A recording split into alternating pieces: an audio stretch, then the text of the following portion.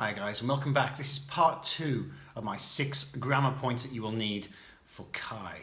Alright? Although of course if you're doing first or any other English certificate, if you can use these structures, your examiner will think that you are an absolute genius. So keep that in mind as well. Today we're going to be looking at inversion. Okay, it's got quite a complicated name. It sounds almost science fiction type word, but it's not. It's actually very, very simple. And I'm going to give you 3 little structures of inversion to use today. But first of all, let's just take a quick look at it. So why do we use inversion? And it's very simple. There is only one use for this, which is emphasis. We only use this structure to emphasize or to make dramatic effect about something that we are saying. So keeping that in mind, do not use this regularly, okay? Use it maybe once or twice in your whole exam, maybe once in a writing, maybe once in a speaking, but don't use it all the time because you will sound a little ridiculous because you're over-emphasizing. So, application. Let's have a quick look here where we can actually apply inversion. And for sure it's going to be useful in speaking, especially part 4, which is more conversation-based. So you might want to throw it in there, see what happens. Also, use of English part 4. I've seen it appear in use of English many, many times. So familiarize yourself with the structure and you'll be able to do those sentence transformations a little bit easier. And finally, in writing. Inversion actually is more typical in written form than it is in spoken form. So in things like a review, an article or a proposal, when you're communicating your opinion about something and you wish to use emphasis, inversion will be extremely useful for you. Okay, we're going to come back in just a second, have a look at exactly how we do inversion and how we can use it. Okay, so let's have a quick look at the structure. How do we actually make inversion? Now, if you take a quick look at the board here, you'll see that we need to use a negative adverbial phrase, okay? And I've put 3 of them on the board so you can make a note of them. There are more, but because we have limited time, I'm just going to put 3 today. They are probably, in my opinion, 3 of the most typical structures, okay? So if you make a note of these 3 and try to use them, then they should be quite useful for you. Those 3 are never, not only, and no sooner. No sooner meaning as soon as, generally. It's just a little bit more formal, way of saying as soon as. And later, basically, all we have to do, as the name suggests, it is inversion. So we have to invert the subject and the auxiliary verb.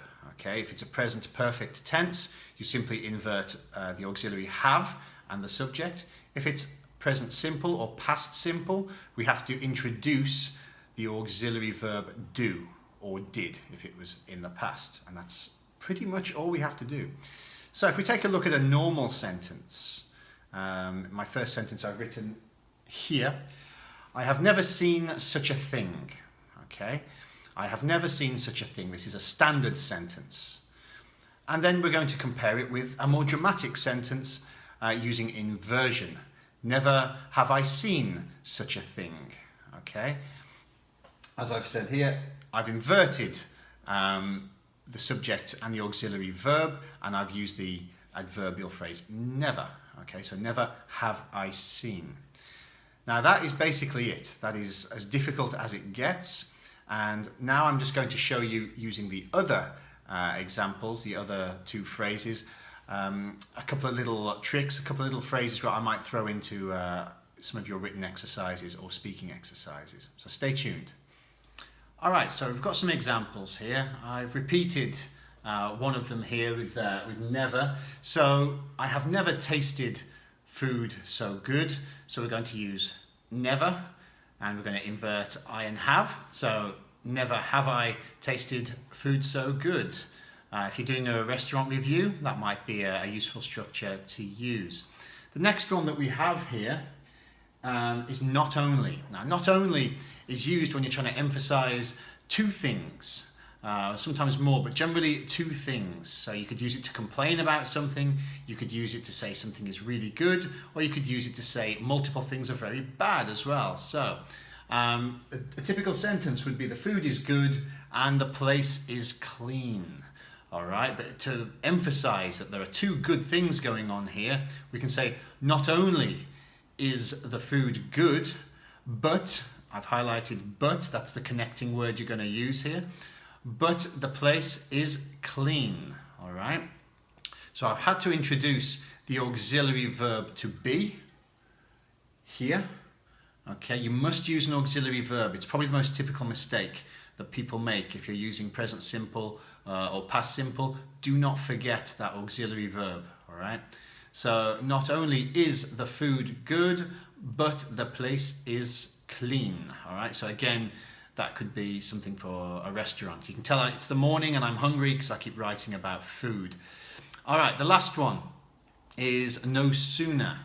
All right, and this is the one which we used for as soon as. So you're talking about two things that happen in quick succession. Okay, so one thing happens, immediately another thing happens. The standard sentence: we left the house and it started to rain. So maybe some of you are familiar with this. If you're from Britain or you visited Britain, then I'm sure you are. So we are also going to invert this using no sooner. Okay, again, we need that auxiliary verb. This time it's in the past.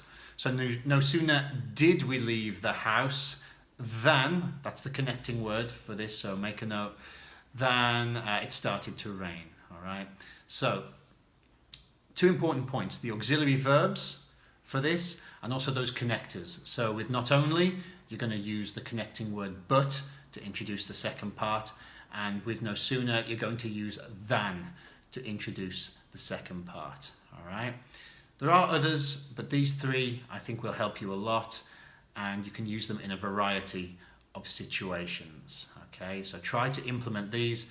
They are kind of a big difference between first certificate and advanced level, and the examiners will be looking for things like this in order to give you more points. All right, so any questions, please send me a comment or a question. I'll try my best to get back to you. If you're finding any of this useful, please like the video and share it with your friends, and I'll be back soon with part 3. Thanks for tuning in.